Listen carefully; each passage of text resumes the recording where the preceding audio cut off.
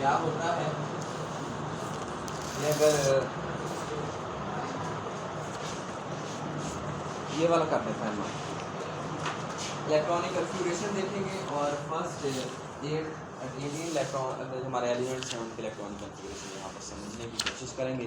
देखेंगे कैसे इलेक्ट्रॉन जो हैं वो उनको अरेंज किया जाता है, ऐसे कौन कौन से मेथड्स होते हैं, मैथडोलॉजीज होते हैं जिनके जरिए इलेक्ट्रॉन को अरेंज किया जाता है। इलेक्ट्रॉनिक कन्फिगरेशन हमारा टॉपिक है जिसको हम यहाँ पर देखेंगे।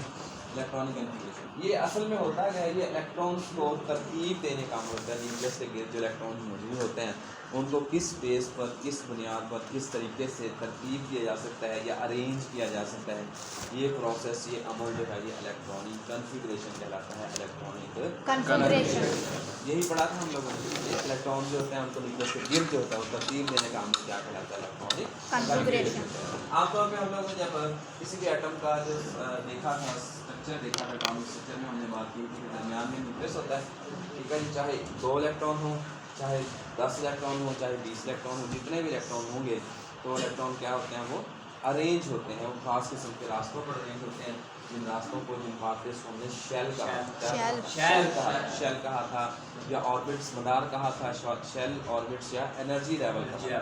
ये होते हैं वो जगह, वो रास्ते जहाँ पर इलेक्ट्रॉन मिलने का चांस सबसे ज़्यादा होता है। याद रखिएगा जो इलेक्ट्रॉन्स होते हैं वो अपने मखसूस मदार के अंदर हर वक्त गर्दिश में होते हैं, हर वक्त हरकत में होते हैं।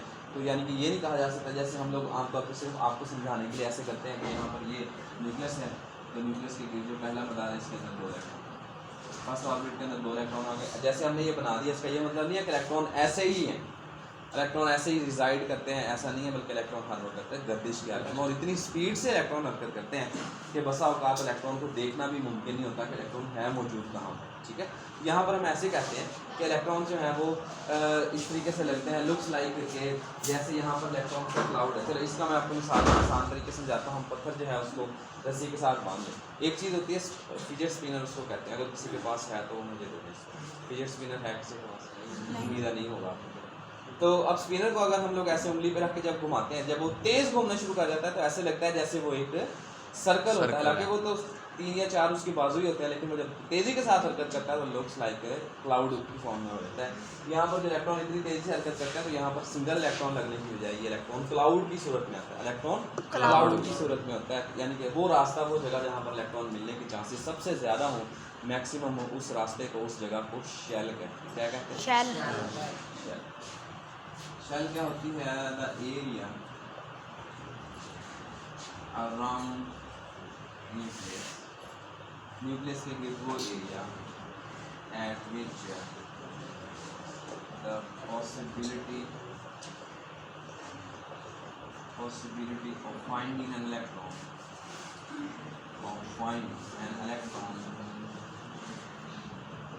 is maximum। वो इलाका न्यूक्लियस के गिर्द, वो इलाका जहाँ पर इलेक्ट्रॉन मिलने के चांसेस या इम्कान सबसे ज़्यादा हो, मैक्सिमम हो, उस जगह को, उस एरिया को शेल। आमतौर पर शेल जो होते हैं यहाँ पर जो हमारे स्टडी में है वो 2-3 शेल हम लिख देते हैं। यहाँ पर के शेल है, एल शेल है, एम शेल है, एम। हम 3 शेल्स की बात कर रहे थे, के, एल और एम, के, एल और एम, ठीक है। इनके अगर इलेक्ट्रॉन्स की बात कर रहे थे तो के शेल के अंदर मैक्सिमम 2 इलेक्ट्रॉन आ सकते हैं, एल शेल के अंदर मैक्सिमम 8 इलेक्ट्रॉन आ सकते हैं और एम शेल के अंदर जो है वो 18, ठीक है। ये हम लोग फर्दर इसको देखेंगे। अच्छा, अब इनके अंदर आने वाले ऑर्बिटल्स की बात करते हैं या सब शेल्स की बात करते हैं। अब देखिए जो न्यूक्लियस के इलेक्ट्रॉन मौजूद हैं वो शेल्स में मौजूद हैं। शेल्स में बिल्कुल सिंपली मौजूद नहीं है, बल्कि हम जस्टिफिकेशन के लिए या एक्सप्लेनेशन के लिए कहते हैं कि इलेक्ट्रॉन्स जो हैं वो फर्दर छोटे छोटे खानों में, छोटे छोटे सब शेल्स पर मुश्तमिल है, ऑर्बिटल्स पर मुश्तमिल है। इन ऑर्बिटल्स के ज़रिए हमें इलेक्ट्रॉन्स जो है उनको समझना काफ़ी आसान हो जाता है कि इलेक्ट्रॉन कैसे कैसे रिजाइड करते हैं। जैसे ये शेल है, ये शेल में अगर सिर्फ 2 ही इलेक्ट्रॉन हो, 2 इलेक्ट्रॉन का मतलब ये होगा कि इसके पास एक ही सब शेल होगा, एज सब शेल। यहाँ पर एक फ़र्क देखिएगा कि जो हम लोग शेल जो है उसको जाहिर करें, उसको कैपिटल जो है वो अल्फ़ाबेट से जाहिर करें, जबकि जो हमारे ऑर्बिटल्स हैं, ये सब शेल्स हैं, उनको हम लोग स्मॉल लेटर से लिखते हैं। यहाँ पर एस और पी 2 होंगे हमारे पास, जबकि यहाँ पर एस, पी और डी 3 होंगे, ठीक होगा जी। और इससे नेक्स्ट में एस, पी, डी और एफ 4 भी हो सकते हैं। चलें, यहाँ पर अब इनमें इलेक्ट्रॉन जो है वो ये हम लोगों ने देखते हैं, ठीक है। एस की जो एबिलिटी है, एस की मैक्सिमम एबिलिटी 2 इलेक्ट्रॉन्स को रिजाइड करने की है। एस की अगर शक्ल की बात करें, मैं थोड़ा सा हायर लेवल का आप लोगों को बता रहा हूँ, ताकि बाद में आप लोगों को प्रॉब्लम ना हो। इसकी 3 डायमेंशनल शेप जो होती है एस की, वो सर्कुलर होती है, वो गोल शक्ल, ठीक है। इसलिए इसको एस स्टैंड फॉर सफ़ियर और एस स्टैंड फॉर शार्प, ये दोनों इसका मतलब नहीं आता है। सफ़ियर में भी आ सकता है, शार्प में भी। अगर हम पी की बात करते हैं तो पी में 3 जो है वो ऑर्बिटल्स होते हैं, ये बात हो चुकी है और एमसीक्यूज में भी आया है। और इसमें जो है वो पी के 3 सब शेल्स कौन कौन से होते हैं वो हम लोग यहाँ पर देख लेते हैं।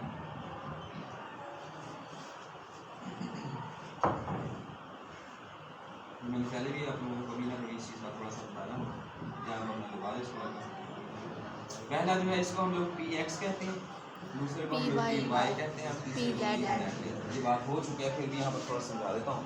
जो एक्स एक्सिस के ऊपर इसके बाजू होंगे ये पी एक्स कहलाएंगे, जो वाई एक्सिस पे होंगे ये पी वाई कहलाएंगे, जो जेड एक्सिस पे होंगे ये पी जेड। ये इसकी शक्ल है, ठीक है। अगर हम लोग डी की बात करेंगे तो डी में 5 बाजू हैं, 5 से इसके जो है वो ऑर्बिटल्स हैं, ये सब शेल्स हैं। और उन 5 क्लासेस में फर्दर बहुत सारी कम्प्लेक्सिटीज आती हैं, स्ट्रक्चर्स आते हैं, वो आप लोग बीएससी लेवल पर या बीएससी लेवल पर ही पढ़ेंगे, इसलिए वहाँ पर आपको नहीं बता रहा, सर आपको इनका बता रहा हूँ, ठीक है। इसमें ये डबल शेप है, डबल शेप में एक सा पॉजिटिव और नेगेटिव होगा। इसको कभी भी खाली शो नहीं करते, इसको हमेशा कलर शो करते हैं, इसको ऐसे शो करते हैं, ठीक है। इसका मतलब है कि इसके अंदर इलेक्ट्रॉन्स मौजूद है, इलेक्ट्रॉन इसके अंदर मौजूद है। यहाँ पर एक बात जो है वो याद रखने वाली है, चाहे एसओ सिंगल उसका सब ऑर्बिटल जो होता है उसमें भी 2 इलेक्ट्रॉन होते हैं, पी एक्स की बात करें उसमें भी 2 हैं, पी वाई की बात करें उसमें भी 2 हैं, पी जेड की बात करें उसमें भी 2 हैं। हम ऐसे कह सकते हैं कि एस क्योंकि एक ही है तो इसमें 2 इलेक्ट्रॉन है, पी एक्स में 2 इलेक्ट्रॉन, पी वाई में 2 इलेक्ट्रॉन, पी जेड में 2 इलेक्ट्रॉन, 2 जमा 2 जमा 2 हमारे पास 6 इलेक्ट्रॉन हमारे पास इस किस्म का है। यहाँ तक समझ आ गई? हाँ जी। अब एक हम लोग यहाँ पर रूल पढ़ते हैं, उस रूल को ऑफ बाउ प्रिंसिपल कहते हैं। ऑफ बाउ प्रिंसिपल के मुताबिक जब भी इलेक्ट्रॉन्स को न्यूक्लियस के गिर्द जो है वो अरेंज किया जाता है तो सबसे पहले इलेक्ट्रॉन वहाँ पर पहुँचते हैं जहाँ पर एनर्जी सबसे कम हो।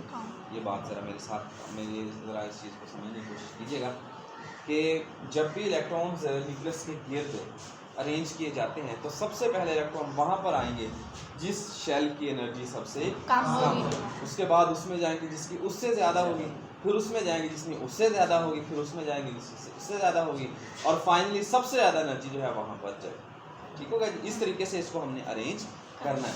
इस चीज़ को अगर हम लोग जो है वो और क्रोनोलॉजिकल ऑर्डर में देखें तो इस तरीके कह सकते हैं, अगर हम इसको थोड़ा सा समझने की कोशिश करें, जैसे अब ये एक शक्ल एक रफ सी डायग्राम में बनाई है, इस डायग्राम में देखिए ये समझ लें आपका न्यूक्लियस है, ये न्यूक्लियस के साथ पहला मदार है आपका के शेल है, ये आपका एल शेल है, ये आपका एम शेल है, ये आपका एन शेल है, ठीक है। अब के शेल जो है वो न्यूक्लियस के करीब है, इसका मतलब है इसकी एनर्जी सबसे कम है। दूसरे अल्फाज में हम ऐसे कह सकते हैं कि अगर ये एक बर्तन हो राउंड शेप का जिसमें ऐसी एलिगेशन बनी हुई हो तो ऐसे शेप में क्या हो सकता है, जब भी हम यहाँ से कोई बॉल वगैरह या कोई वाटर या कोई लिक्विड ड्रॉप करेंगे तो वो लिक्विड जहाँ पर चाहे गिरेगा, गिरने के बाद वो ऊपर आखिर पे सबसे पहले यहाँ पर फील होगा, इसके बाद यहाँ पर फीलिंग होगी, इसके बाद फिर यहाँ पर फीलिंग होगी, उसके बाद फिर यहाँ पर सबसे आखिर पे जो है सबसे आखिर वाला फील होगा। अब यहाँ तक इस चीज़ का कंसेप्ट लग गया आप लोगों का?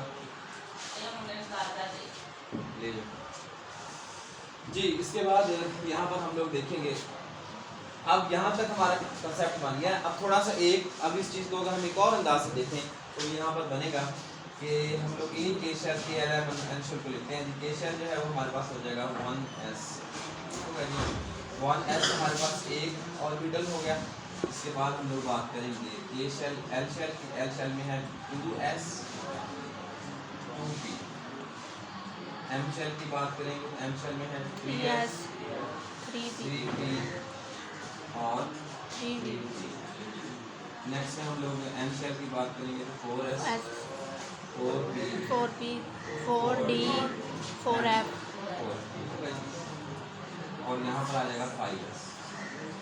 अब देखिएगा यहाँ पर ज़रा देखने वाली बात ये है, जब इसको हम लोग एनर्जी के लिहाज से फील करेंगे तो एनर्जी के लिहाज से इसके ऊपर हम गिराएंगे एरोस। जब हम एरोस गिराएंगे तो एरोस किस तरीके से गिरेंगे, फर्स्ट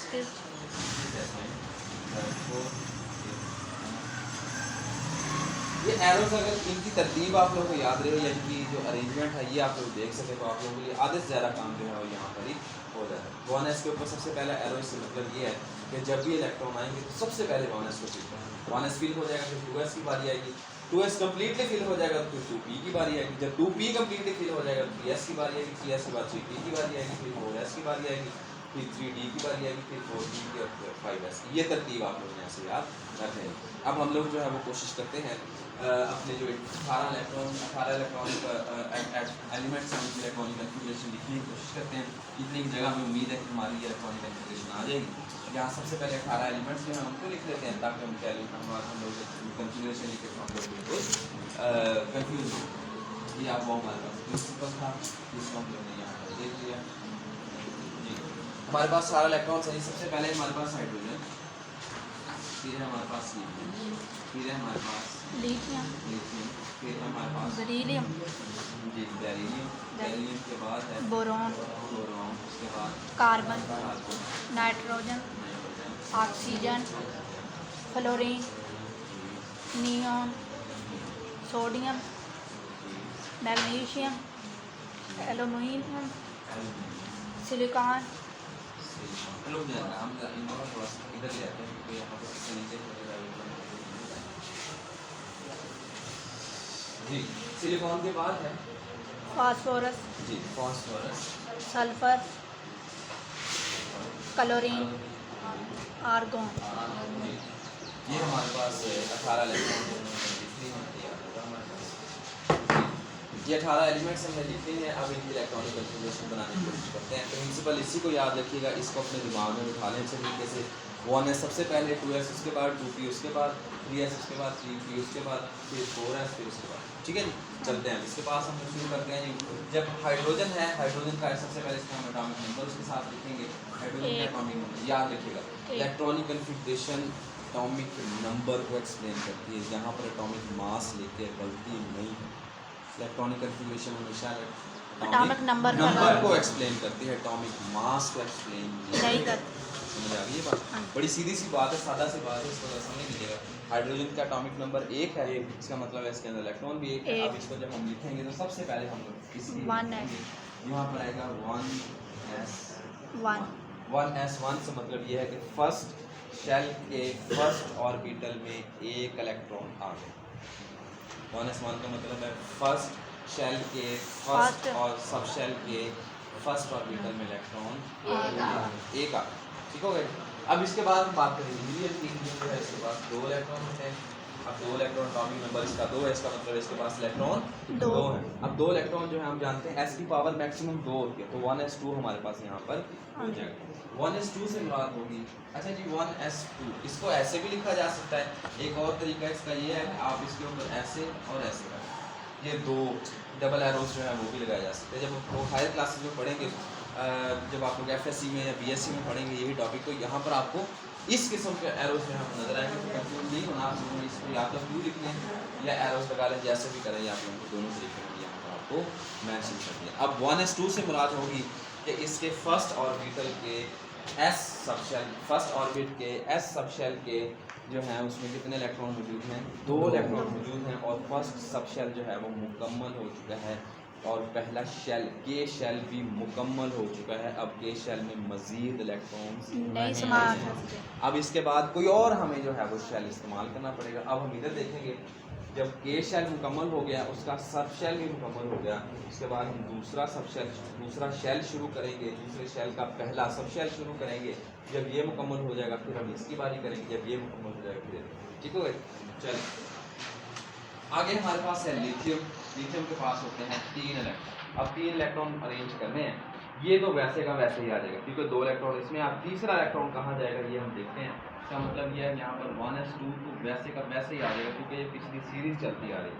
अब एक इलेक्ट्रॉन रह गया तो हम 2s में एक इलेक्ट्रॉन रख लेंगे, तो यहाँ पर हमारे पास हो जाएगा 2s1। फुल स्टॉप लगाते हैं, फुल स्टॉप मीन्स के यहाँ पर ये कंप्लीट हो रहा है। अच्छा जी, बेरिलियम की बात करते हैं तो बेरिलियम के पास इसका एटॉमिक नंबर 4 होता है। 4 एटॉमिक नंबर से मुराद है इसके पास 4 इलेक्ट्रॉन हैं। 4 इलेक्ट्रॉन कैसे अरेंज किए जाएंगे ये हम लोग देख लेते हैं। 1s2 वैसे का वैसे ही आ जाएगा और 2s भी 2s2। ठीक है जी, इसका मतलब कि जो सेकंड s है या L शेल का s है वो भी मुकम्मल। अब अगले हमारे पास बोरोन जो है ये 5 इलेक्ट्रॉन्स पर मुश्तमिल होता है। इन 5 इलेक्ट्रॉन्स का मतलब ये है कि 2 इलेक्ट्रॉन इसमें, 2 इलेक्ट्रॉन इसमें, ये दोनों पी होंगे, जब 6वां इलेक्ट्रॉन 5वां इलेक्ट्रॉन होगा वो 2p में जाएगा, 1s2 और आगे होगा 2p1। अब यहाँ पर p जो है वो हमारा स्टार्ट हो गया। कार्बन की बात करेंगे तो कार्बन के पास 6 इलेक्ट्रॉन होते हैं, कार्बन 6। अब इसमें क्या होगा जी, 1s2 2p। अब 2p1 पिछले में था, इसमें 2p2 हो जाएगा, अगले में 3, अगले में 4, अगले में 5 इस तरीके से। नाइट्रोजन जो है हमारे पास ये 7 इलेक्ट्रॉन होते हैं, 1s2 जी। ऑक्सीजन हमारे पास 8 इलेक्ट्रॉन हैं, 1s2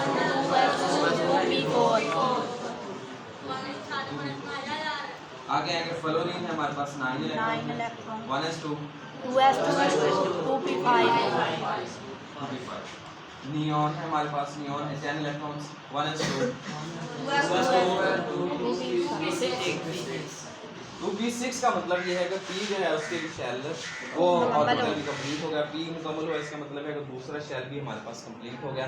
अब हम लोग यहाँ से जो है वो तीसरा शेल m शेल शुरू करते हैं जी। इसमें सोडियम में नाइट्रियम में हमारे पास जो है वो 11 इलेक्ट्रॉन होते हैं। अब 1s2 यहाँ तक तो पिछला ही आ गया। अब यहाँ तक इसका मतलब ये 1 2 3 सब शेल हमारे मुकम्मल हो चुके हैं, चौथा सब शेल हमें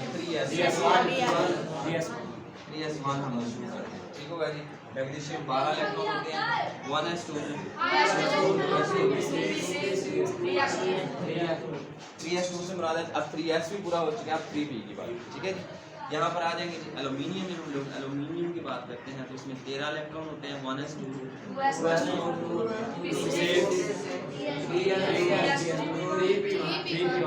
3p1 जी। अब हम लोग सिलिकॉन की बात कर लेते हैं, सिलिकॉन को भी इधर से ऊपर ले जाते हैं, क्लियरिटी रहेगी, आसानी रहेगी। 1s2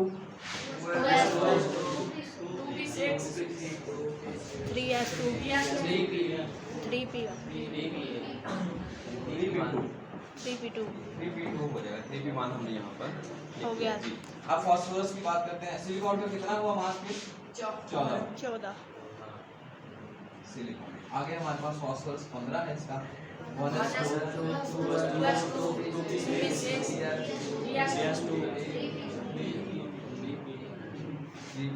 3 सल्फर की बात करते हैं, 16 इलेक्ट्रॉन है,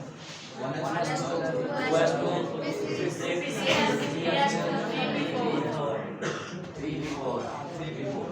क्लोरीन की बात करते हैं, 17 इलेक्ट्रॉन,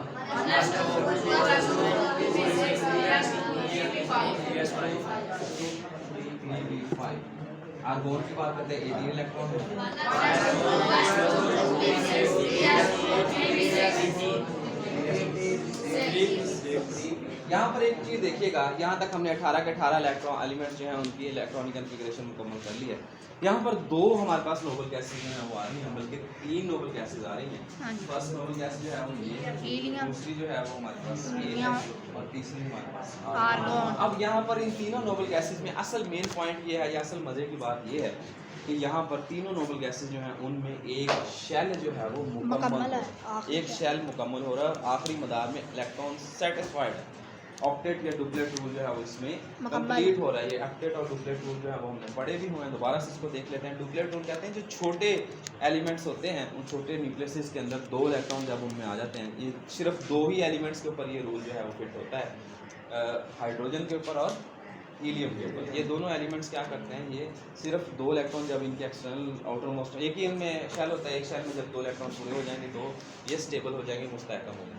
इसके मुकाबले में जब हम लोग बड़े एलिमेंट्स की बात करते हैं, नियॉन है या आर्गोन है, इनके जब एक्सटर्नल आउटर मोस्ट शेल के अंदर या आउटर मोस्ट बैरूनी मदार के अंदर इनके हम कह सकते हैं जब 8 इलेक्ट्रॉन आ जाएंगे तो इसका मतलब ये है कि ये मुस्तहकम हो जाएंगे, ठीक है। तो ये चीज़ें हमें ये चीज़ दर्शाती है, ये चीज़ बयान करती है कि चाहे 2 इलेक्ट्रॉन हो या चाहे 8 इलेक्ट्रॉन हो, 10 इलेक्ट्रॉन हो या 18 इलेक्ट्रॉन हो, जो हमारे पास नोबल गैसेज होती हैं इनकी इलेक्ट्रॉनिक कॉन्फ़िगरेशन ये चीज़ बयान करती है कि इसी वजह से क्योंकि इनके पास इलेक्ट्रॉन मुकम्मल है आखिरी मदार में, तो इसलिए इनके लिए ज़रूरी नहीं होता कि इनके एक्सटर्नल इनको जो है वो रिएक्ट करने की या इनको तामिल करने की ज़रूरत नहीं होती। ये हमारा इलेक्ट्रॉनिक कन्फिग्रेशन का टॉपिक था और इसके अंदर हम लोगों ने जो है वो साथ में इसकी जो है पहले 18 एलिमेंट्स की जो है वो हमने इलेक्ट्रॉनिक कन्फिग्रेशन भी देखी है। अगर आप लोगों को ये वीडियो मतलब कि इसमें कोई और कन्फ्यूजन हो तो इसको दोबारा से देखिए, तो क्वेश्चन हो तो कमेंट सेक्शन में आप क्वेश्चन पूछ सकते हैं। अब ज़रा बुक्स ओपन कीजिएगा, इस टॉपिक को एक बार